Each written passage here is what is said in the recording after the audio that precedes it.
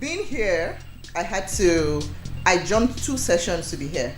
So I just finished 9 a.m., I finished 11 a.m., and then I barely had breakfast. Oh dear. In less than 15 minutes, I had my breakfast and I was on the road to come here.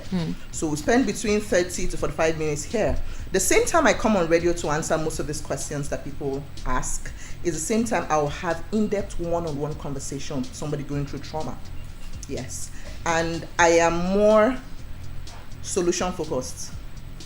I want my people to get results. And most times, these interviews you have online can just be a one-off, somebody asking question for 2 minutes.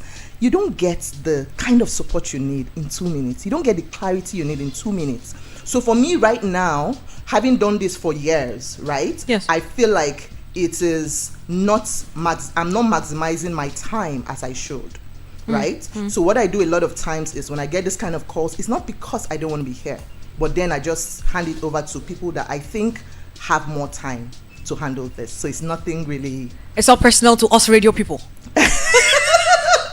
For now, it's not a good use of my time. You don't get a good use of my time. Well, I do hope we use your time very judiciously today. I intend to squeeze as much information as we can gather. So now let's talk about your journey here. Okay. How did we get to a place where, how did you come to a place where you're like, I want to help people heal from trauma? This is Africa. This is Nigeria. A lot of us don't believe that. If I walk up to my mother today and I tell her that I am depressed, my mother will tell me I should go and pray or I should eat. I've probably not eaten food. I don't have problem. How did you decide to take on, how did you find yourself in the place you're in now, taking on helping people overcome trauma? Well, so my life has been a journey of several experiences. So it's not the first time I've had to come face to face with trauma, right? I have faced trauma. So over time, healing too has taught me that every challenge I face, what I do with it after then is up to me, right? And so after experiencing the things I've experienced through life, I got to a point where I have learned to sit down and reevaluate. So why did I experience this? Right? Why did this come? What do I have to learn from this so that if I have to take this journey again, I would know exactly what to do. So my ability to sit down and retrospect has helped me on this journey. And I'm like, why? I see a lot of people suffering or going through the same circle I've been through, right? If I can support them, it will be my utmost pleasure. I don't want to be the only healed person in a space. I want to support a generation of people that come out not smelling like the smoke they've been through. That's very profound. Now, could you share a personal experience where you've had to face significant, you said you've dealt with several. Let's talk about the significant trauma or loss that you've been through, how it impacted your life, and how you started the journey to healing. All right. My healing journey did not just start with the loss of my son. Like two years-ish ago, it started from, I had an experience in secondary school where my best friend, one of my closest friends, staged me to be raped. All right? Okay. Yeah. So this is a hard one. So I was in school one day and she walks up to me to tell me that she wants me to walk her somewhere. And after asking her questions, she told me, no, she wants me to walk her somewhere. She doesn't want to go alone. And after explaining, I shared with her that I don't go out with my uniform. I think I was in SS1, SS2 then. I said, I don't go out with my uniform. So she had to promise me that she'll take me home. We'll go home together. I will change up, so we'll go. I didn't think anything. This is my friend. She's your best friend. Of course. So we went together. We went home together. I changed up. Fortunately, there was no one at home to even tell that this all was happening. But I changed up, so I'm not on the streets of Port Harcourt with my uniform. And then we went to this place, and she was like, oh, her friend is not here. She wants to go to the basketball court to see if he's there. I should just wait for her in this room. And of course, I trusted her.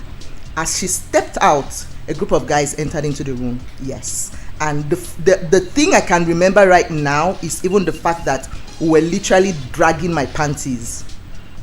Yes. That was we kept dragging panties for over 30 minutes. I was wondering, why would somebody enter the room and the first thing the person is going for? So it was pre-planned. You don't just think about dragging a woman's panties or a girl's panties if you've not thought about it. Absolutely. Right? And so years later, I got married and we went for an Easter lunch. My husband and I had an Easter lunch. The hospital we use is somewhere in Wuse, so we just entered to take medication, and they insisted I eat before I take my medication, so we entered somewhere. As we got into the restaurant, some people walked in. As they walked into that space, I saw the splitting image of my trauma. That was telling me that thing you experienced, literally, I saw a splitting image of my trauma, and I told my husband, that is the girl that, because after that incident, we stopped being friends in school. I mean, there was a cutoff. She never came to ask me what happened. How did I leave that place? What happened with me? So it was a terrible experience I had to recall. And I can't forget, that was an Easter Saturday or an Easter Sunday. And my husband told me something profound. He asked me, when I told him I was going to slap that girl, because I wanted her to take a piece of what I went through. At least now I could process it. I have unfrozen. I wanted to really attack this thing and do what has always been in my mind. My husband asked me this question. I know I want to do this, but how would it serve me? Do you understand? I know I want to cry some more. I know I want to, express violence and my anger, let it all out. But to what end? How would it serve me? And I think that was the turnaround I had in my life when it had to do with healing and trauma. And I can say confidently that was when my healing from that rape incident started. And that's a space of probably over 10 years. That's a space of over... That's a long time. Long time. Yes, it happened. I want to come back to this conversation. I have a bill to pay. I'm just going to quickly do that. We're going to be back to this conversation. Stay with us. We'll be back in a couple of minutes. Are you a pizza lover?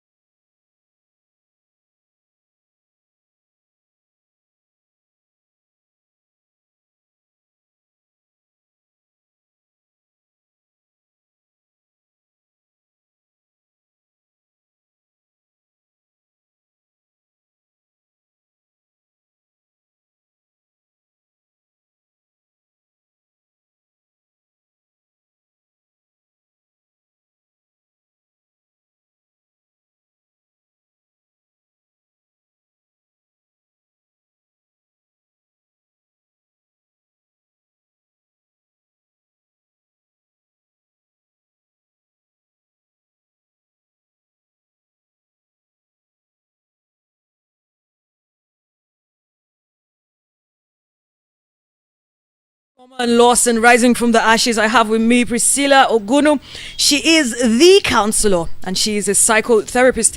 Just before we went on that bill break, like I like to call them, we were talking about the first actual the point where the turnaround began. And we stopped at that restaurant in Wuse too. That's where we were. We were in the restaurant somewhere in Wuse too. So let's go back to the restaurant. After you thought about that, how, moving on from there, I'm asking this question because you would hear so many. Now I'm thinking our time would not even be enough to finish this conversation. You would hear so many stories. I've been privy to hearing so many stories of trauma, and the point where you break down is just the start. It's just the beginning. It's not. That's almost the simplest part of the journey. Take us from that point to where you believed I have healed. Take us from there. And so at that point, when my husband asked me that question and I had to stop to listen, there's something I want to take note of. When I got married, I chose to honor my husband. No, let me start from here. When I asked my husband why it had to be me as his wife, because I knew that, of course, he is, and then he told me something. He said he likes the way I honored my father, and it's something he would like to be part of his life. Okay, so that was it. I want you to look at me. Okay, I'm looking at you now. Yes. I'm with you now. Because having this conversation helps me. If you do this, I'm concerned about why are you. Oh, okay. We're trying to sort out the sound, but then I think they're on it now. Okay, so let's great. go. Let's go back to the conversation. Okay. So at that point, when he told me that, because he admired what I shared with my dad regarding respect, I literally transferred that respect to my husband. So my husband is one person that holds me accountable. So everything is happening, everything is flying, and then you go to tell my husband, you have stopped me in my track, right? Okay. Yes. So when my husband told me that, I had to sit and think. The thing is that a lot of people going through trauma don't have anybody in their lives that can hold them accountable. So because of that, it doesn't have power. Whatever words or things that are done around them or spoken over them, they don't have the power to hold them down to reflect or retrospect. And that is the reason why a lot of people need a therapist. Yes. And that is where the on-air conversation sometimes is just a scratch. It doesn't give follow through. Yes. Having said that, from that point when he said that, I had to sit down. It made me sit down at that point, and I cried. It was like I was crying for 20 years. So I cried and cried and cried and cried. And I allowed him comfort me. So when he stretched to say, to just hold me or to just speak with me, I just stayed there. When the food came, it wasn't about the food. I wasn't interested, but I had to eat to take my medication. But I think that's where it started. After then, I realized from time that it was time to have this conversation publicly. Then I had an event, Finding Happiness After the Breakup. Remember that event? Somewhere in the same building that one popular salon in Wuse 2 they use. I used that building to have that event. And one of the ladies that attended that event asked me a question. I'm coming to my journey. And the question she asked is, why is it that, and I figured a lot of the ladies that attended that event, a lot of people that attended had similar issue of rape or disappointment or trauma that has lingered. So she asked me this question. She said, why is it that you didn't confront the lady that? Why haven't you asked her, why did you do what you did? And then I thought about this question she asked, because she's like, I don't see why I would not confront this person and ask them why they did what they did. And my husband's words came back to my thoughts. And I asked her, to what end? A lot of people think, because people have said it, they think that closure comes from you telling me, oh, I did it because of this, or oh, I'm sorry. To what end? I have suffered because of that action for years. So coming to tell me I'm sorry, no, it doesn't pacify anything. It's not what brings the healing. It's not what brings it's accepting that this thing has happened to me, right? What can I do about the situation? So what next? Until you get yourself to that place where you can ask yourself, so what? Yes, this thing has happened. So what next? So you've accepted that this happened. So what next? So what do you want? So what do you want to do about it? So what do you have control or power over? Which brings me to the next question. Understanding where the power lies. You mentioned while you were speaking that you realized that at some point, I'm paraphrasing, at some point you figured out this lady, for all these years I allowed the power to remain with her because she did what she did to me, and you were hurt by the betrayal, and that was what led to all of the problems you had with trusting people and whatnot. So in that place, safe to say your husband was basically your anchor. He was the one that helped you figure out the power is within you to let go. He was the one that helped me stop and think. It was my thinking that helped me realize that the power lied within me. Okay. Because he didn't literally tell me the power lied within you. It was when I stopped to think, I was like, oh, that's true. The truth is, all the wisdom we need is already in the inside of us. However, there's always someone that helps us see what we should see. So now the question is for people that don't have that someone. A lot of people, after dealing with this kind of happens, they cut people off. They completely don't have any ability to, or they don't allow themselves have the ability to trust anybody or let anybody that close. It's not because they don't have the ability to. It's not because they don't want to trust people. Sorry, that's what I wanted to say. It's not because they don't want to trust people. It's because it's the only thing the brain understands. Once trauma happens, this is what happens to the brain. It squeezes. It becomes dysfunctional. So it's not because they just don't want to accept people or embrace people. Now this is where, so when my husband spoke to me, this is what happened. I was able to relax. You can't think when you're not able to take a break.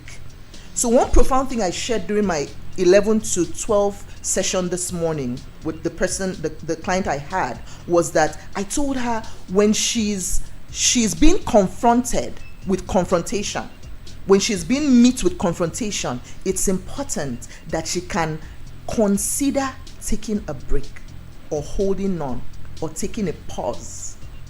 That pause is the miracle you've been looking for. It's not even the things that happens after, it's that your ability to pause. Right? Yes. Let's talk about therapy in Nigeria. First thing several people think of when they hear therapy is it's expensive. I agree with you. And it's not that available. It's not something you can easily find. It is available. Okay. You can easily find people. You can easily find counselors and therapists. This is the truth. I'm telling you, because I'm one.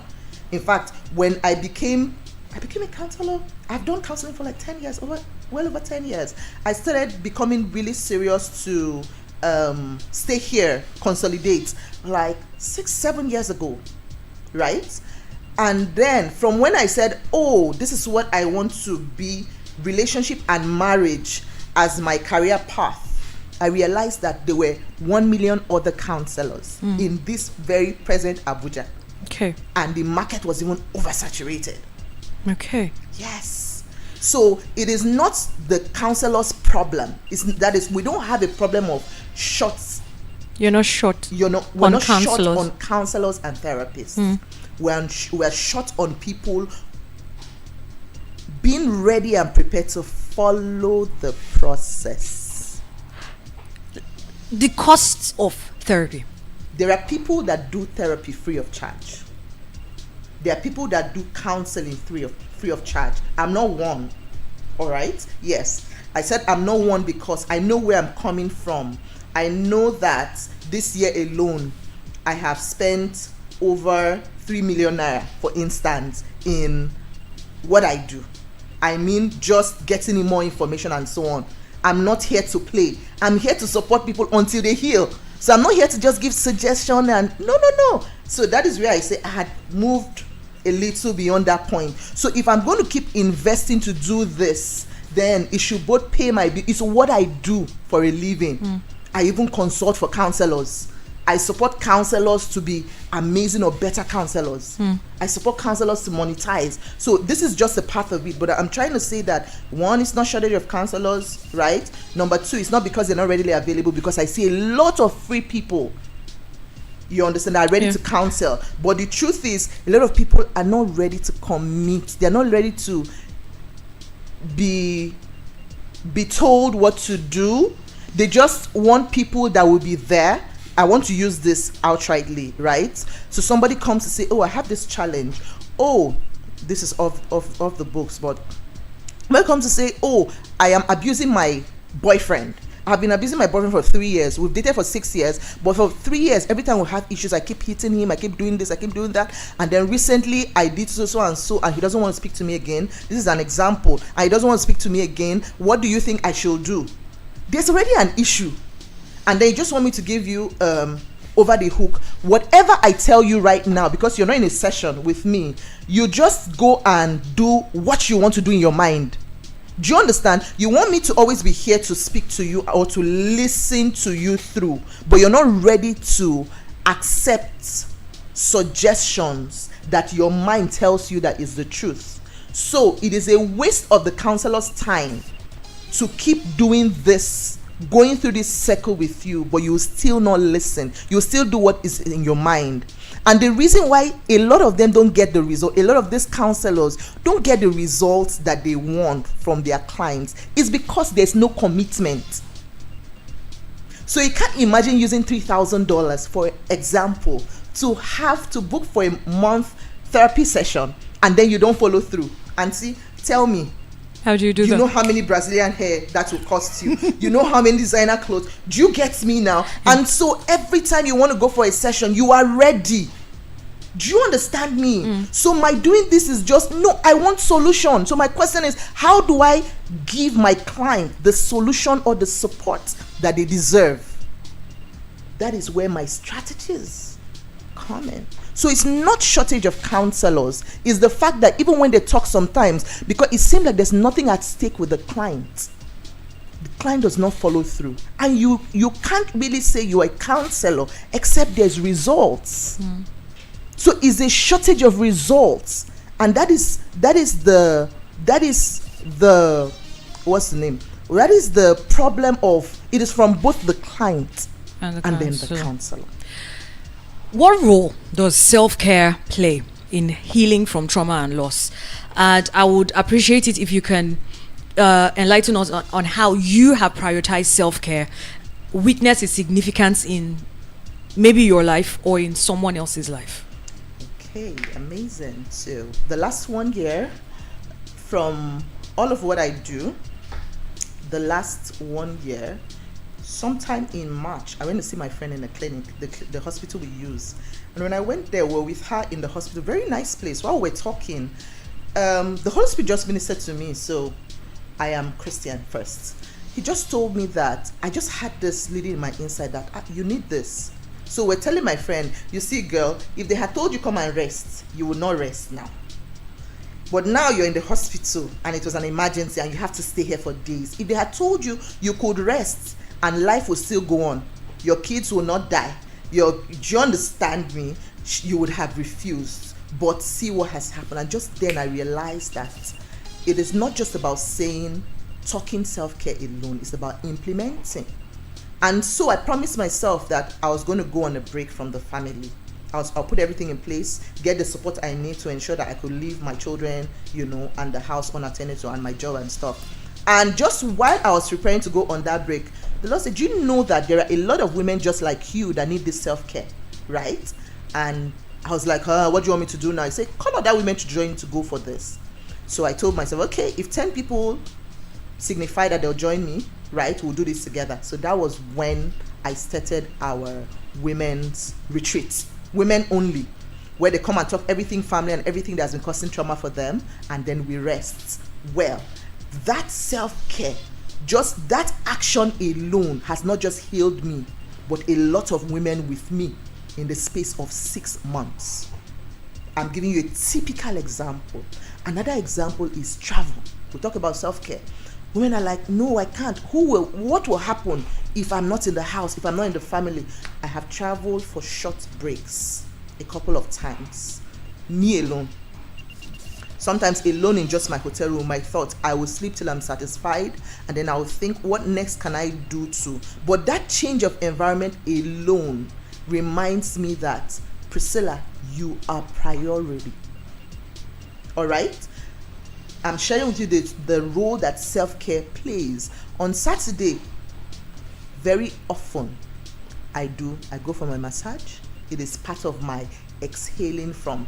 I remember a therapist coming for home care for me, and what I was saying while she was massaging me, it was like I knew that was therapy for me. So with every touch that she places on my body, I am exhaling and I'm saying something.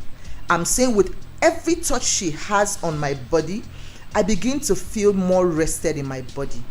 I begin to feel more relaxed, and every tension of loss that I feel whole again, dispels, and I feel whole again. So with these words I am saying and the healing hands that were touching me, I was feeling better.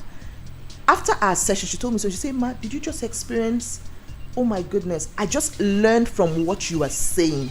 And then she asked me more questions. So I'm talking typically about these self-care routines. They didn't just happen. First, I understood the importance of this self-care. It helps me inhale and exhale. Inhale the goodness I showed. Inhale the gratitude I showed. And exhale all the stress.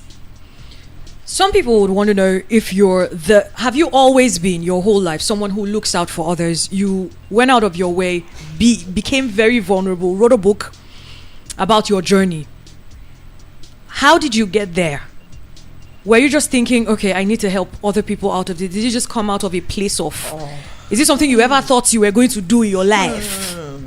Well, I'm always, I have looked out for opportunities to support people.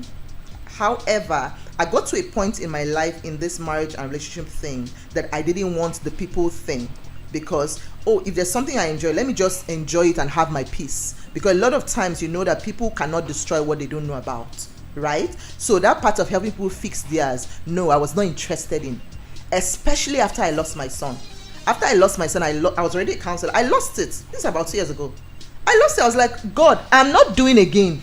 See, no matter what you say, there's nothing I have done that made me deserve losing my son.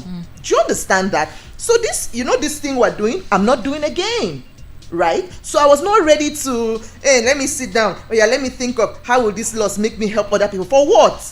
Is it why? I even had this conversation. I was like, if you lost my son because you think you'll move me to that point where I'm going to now be telling people 5 ways to heal from grief, is a lie. Actually, I'm not doing it. Do you understand me? So my writing a book was not because no. It was back to that point where I paused. How long did you stay down for? I'm asking this question for a particular person I know that is listening. We had a very long conversation. Love you, Mama. We had a very long conversation yesterday. She's dealing with a very difficult situation, and she called me and she ranted for hours, about an hour on the phone. She just kept going, and I was just quiet and I was waiting for her to finish with it. And she said, I'm used to being strong for other people, but now I'm tired and I don't want to stand up again. And I said, okay, it's okay to rest. And she said, but I can't rest for too long. Now, this is a conversation that happened just yesterday. It's not 24 hours yet. And she said, I cannot rest for too long.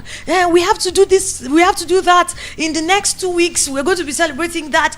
And I just want to travel. And I'm like, then you should.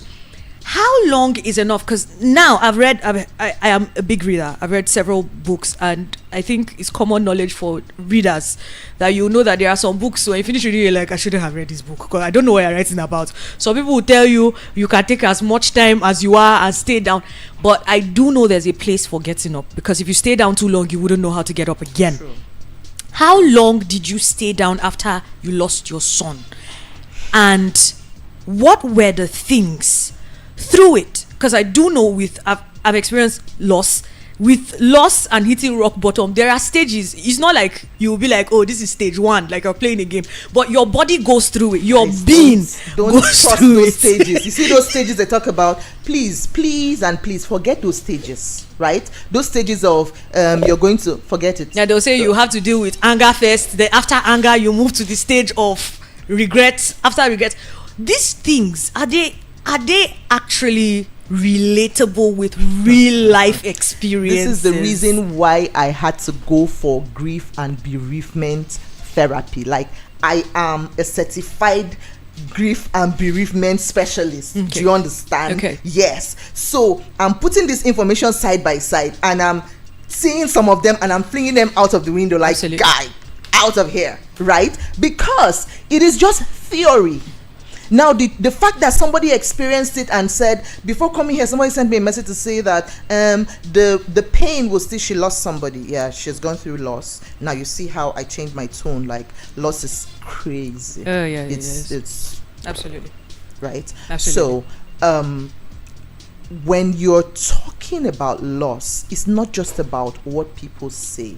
That is why having somebody that has gone through an experience and have results. When you're going for therapy, go for somebody that has results. So what do you have to show for it? You want to do marriage counseling. Do you have anything to show? How have you applied it? Do you understand? So that they don't contraindicate what they are telling you. So how are they helping you now that they're telling you it's impossible to heal? Right? Yes. So copy and paste. Oh, they say go through anger. And then in your life, you'll be looking for the anger. You'll be looking for have not reached the anger state. I'm supposed to be feeling angry anger right now. Yes. Do you understand me? It doesn't happen like that, right? And then no, it's not right to say. Please don't say that there's no timeline. Before you came here on air to do what you're doing, there had to be a level of learning. Absolutely. And most of those programs gave you timeline. Before I became a business counselor, I had timeline. When I went to the university, I had timeline. Do you understand? For me to carry a baby in my womb, I had timeline. How come in grief, you no longer have timeline, and 20 years later, you are still grieving? You're still carrying it like a child. You're not seeing it like, I am not letting go. That is why you are not healed. I'm not sorry to say this.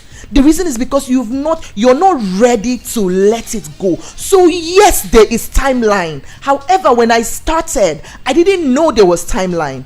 I was not ready to give myself timeline. I was ready to stay down there. And I was ready to be supported. In fact, funny thing, I don't know how, but I think this goes with constant practice. Everything in life goes with practice, right? So after loss, I messaged all my friends that looked up to me to tell them nicely that, girl, I can't support you. I need your support right now. And I was not pretending about it. When you come, I'm not even looking at your face. I'm like, you figure out yourself. Figure out how you can help me. However, this is what I would prefer. How was I able to do this practice? I'll prefer you to bring food for me. I prefer you to come and give me a massage or come and touch my leg. I prefer you to just be around so that I feel loved. These were the simple rules. I didn't complicate it. Now, there are people going through grief that they don't tell you what they're expecting from you, but they want you as the magician that you are. That you should know what they expect. Some people actually, when it comes to, I hate that time is running against us, because this is the meat of the conversation. Tradition and culture and all of that would tell a woman, you're not supposed to, even while you are grieving, you are supposed to be serving people. You're supposed to grieve in this particular way. Besides that, even it's almost like people expect you to act a certain kind of way when you are hit with a particular happenstance. Like, if you are not behaving that way, you are not grieving. And then there's now guilt. Some people are now feeling guilty that they are not feeling the way that they feel. I personally had an experience like that. I lost one of my closest friends last year, and I was up and doing. I was everywhere. I had not gotten to the place where I had dealt with. That was me. That was you grieving the way you know how to. Because you know that if you take a break at that point, you will break down and you will zone out. Who takes over your job when you zone out? Do you understand that? Absolutely. Now? So it's knowing now, if you have not experienced me saying this authentically, you would not believe. You will still feel, oh, there was something wrong with me. Wrong with that. That is why you should speak to a professional, not just a counselor anywhere or everywhere. Do you understand that? Yes, sir. So, one, there's a timeline. And this timeline is you that will set it. However, it can also be flexible. I mean, you can say, oh, in 1 month, I want to do nothing. If you do nothing in 1 month, if I do nothing in 1 month, for instance, right? Let me assume I have little savings in my account, or okay, I have a husband that can probably take care of me financially. That's an example I'm giving, right? So if I rest for 1 month, it might not put so much pressure on my finances, right? That 1 month too, I can have people shuttling with my children here and there. But after 1 month, the world has moved on. So I'm shortchanging myself to tell myself that I can just stay here forever without healing. People that have been entrusted in my care will suffer. The world will suffer when I'm absent. I want you to know that. So I have job to do. If I have job to do, my job requires that I heal for me to serve wholesomely the people that have been called. My family requires that I'm present. I will still be mommy. Do you understand? But if I refuse to heal, I can't mommy my children that are still alive. Right? And that is where timeline comes in. I'm going to cry, but I'm going to cry for 4 weeks. I'm going to stay down for 4 weeks in this way. I mean, immobile, incommunicado. I won't respond to calls. I won't receive calls. Do you understand me? So when people now don't understand what's happening with you, you can tell them nicely. They don't understand and you're not ready to explain. Can you give me 4 weeks to understand my emotions and come out of it? Our brain responds to every information we give it. When your brain hears you say that, give me 4 weeks, right? It goes into form to see what it can learn from what is happening and see how it can recoup and heal quickly. This is one of the most interesting episodes I've had on Formula You, and I'm not saying it to flatter you. Honestly, it's very deep, and you've said so many things that are very, very educative. In closing, we have about a minute. What do you have to say in closing? Get support. We can all heal from trauma. One of the reasons why I didn't come with anybody else but my husband is because we have experienced it firsthand. Please get the support you need. The air hostess can be great support, but professional support is always the best because you get the exact kind of support that is, relevant to you, that you deserve. Yes. Thank you very, very much. We've been having this conversation with Priscilla Ogunu, and it's been more than mind-blowing. And with that, we've come to the end of this deeply profound episode of Formula You today. We sincerely hope that our exploration of the journey to healing from trauma and loss has provided you with valuable insights, inspiration, and a sense of hope. Before we part ways, I just want to express our gratitude to all the brave individuals who have gone through this and are going through it. I also want to express my gratitude to you, Mrs. Priscilla, for sharing your story of resilience and healing with us. Your courage in opening up about these experiences serves as a beacon of light to so many people that are going through it, that will go through it eventually. And we're very grateful that there's a book. I love books. You can always go back to it. They never die. Yeah. They never die. We also extend our heartfelt appreciation to you that is listening to us. Thank you for joining us today. Your engagement, I have seen your comments. I am so sorry I didn't take them today. Tomorrow we are rounding up the week, so you know that I'm still going to go back and touch it. I never ever ignore you. Thank you so much for always listening. Remember, healing is a process, and it is essential to be patient and compassionate with yourself and with others. Each story that we've heard today reminds us that healing is possible. Yes. Even in the face of immense pain and loss. If you can only breathe and take a pause like we've learned today, you just might find fresh perspective. If you missed any part of this episode and you want to share it with others, you can check it out on YouTube. It's Voice of the People, 96.1 FM Abuja. And subscribe so that you don't miss any others, so that, we can notify you when there are new episodes. As we conclude, let's carry forth the wisdom and lessons that we've gained today, and may our approach towards our own healing journeys and support with others be filled with empathy, understanding, and a steadfast belief in the human capacity to rise from the ashes. Of course, Matters continues with entertainment.